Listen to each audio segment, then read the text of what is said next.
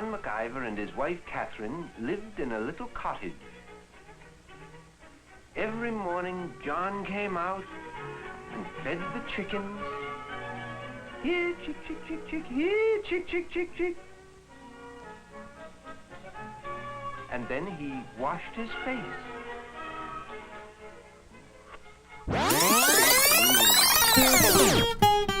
Welcome to the Duelality Gamecast, sponsored by Gladiator Games. Today's Battle Royale episode features a review of Guildhall. Welcome to the Duelality Gamecast, sponsored by Gladiator Games. I'm Matt, lifelong gamer and your host for today. I'm Dylan, a video gamer. And I'm William, a game designer. Today we are looking at Guildhall. This is from AEG Games, published originally in 2012. Designer is Hope S. Huang. The goal of Guildhall is to complete chapters and then use those chapters to buy victory point cards. On your turn, you gain 2 actions, which you can do one of these 3 things.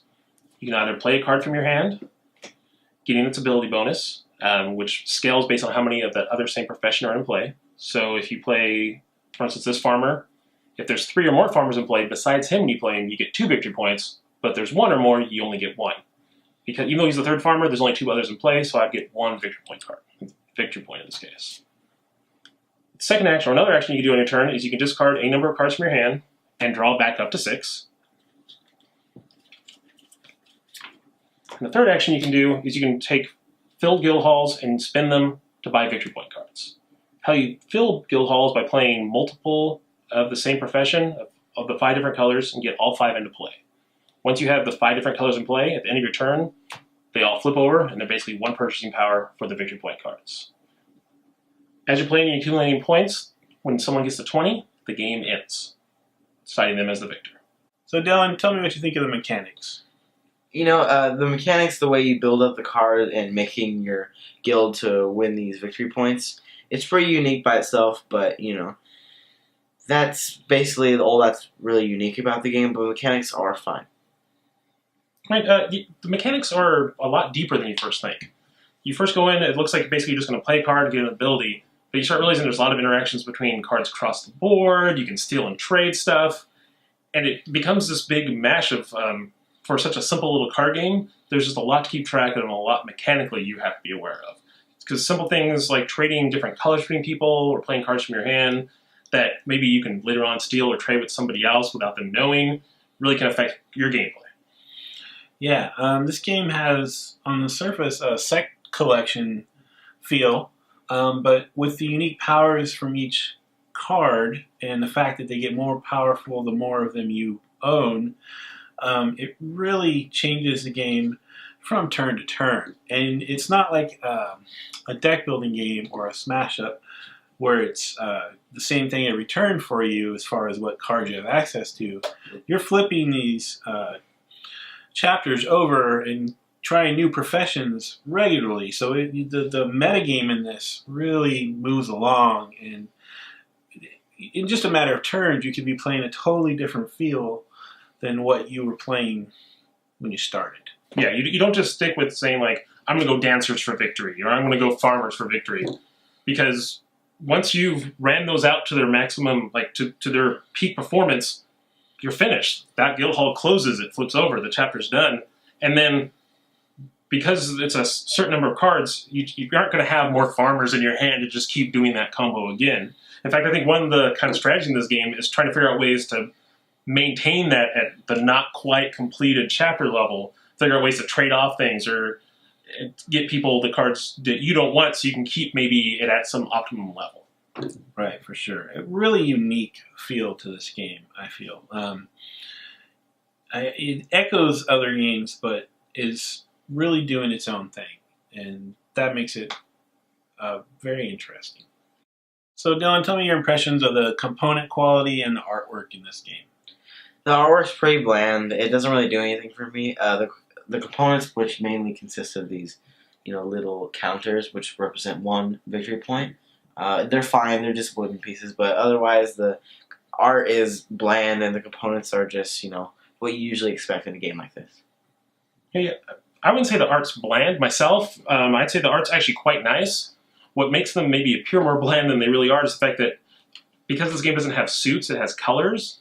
basically they take every figure and put it on this kind of cloudy colored background. So the dancer herself looks great, but there's a red dancer, a blue dancer, a yellow dancer, a green dancer, and a purple dancer, I think are the 5 colors. And it's basically, to make it easy to glance at mechanically, they've just put this big wash of color behind them. So you get just like a figure and then red on it. But like I said, the quality of the individual characters is good. The chipboards they use for the figure points, yeah, they're nice, they're solid, they punched out well. And the card stock overall for the cards themselves, good, solid. I'm not worried about running these out, and you do shuffle this deck a lot.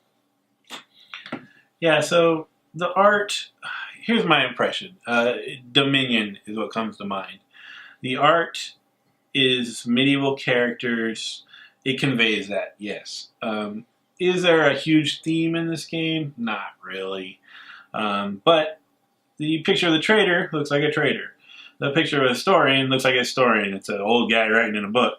The dancer's dancing. So they do what they need to do. Also, the iconography is decent. One thing I want to add is, because it's a color set collection game, they have unique symbols running along one side of each card for the colors. So if you're playing with colorblind folks, they can go off the symbols and play just fine. What matters most? Fun or replayability? Dylan, what do you think? It's not replayable or fun in my eyes. Like, all the mechanics and artwork mixing together just makes a bland, boring game. You play once, you don't like, you don't want to play ever again. Wow. For me, it's tons of replayability. There isn't a lot of variance in terms of how you're going to build your deck or some type of strategy you do beforehand, but just in the starting cards and what you're putting on the table, and based on what other people pull and what comes up in the deck, you're going to have to change your strategy on the fly. So replayability, I think, is quite high. There is also an expansion for this, which adds more replayability to it, but really it's more like alternate versions of all the classes that are already in it.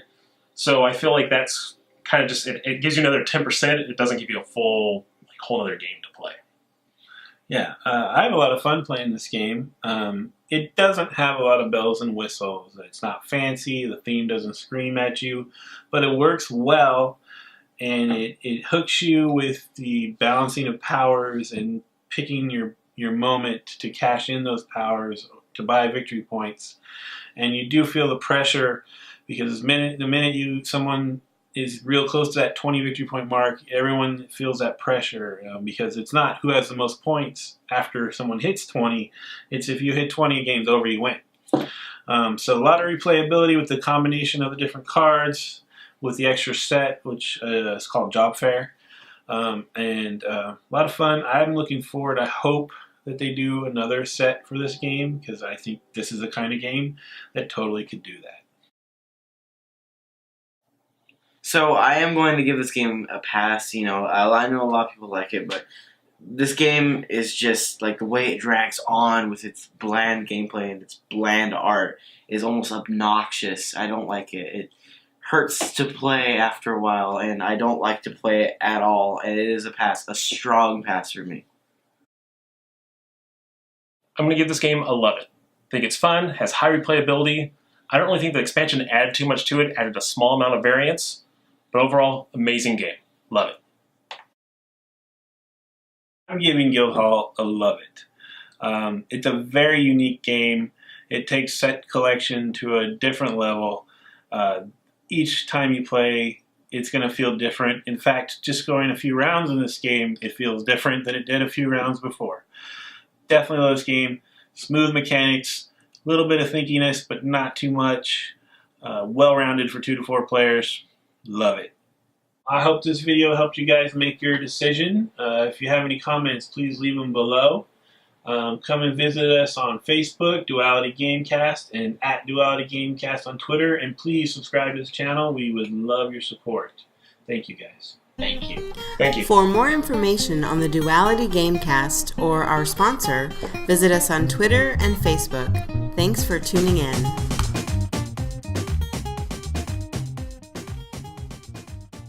What about the cold open?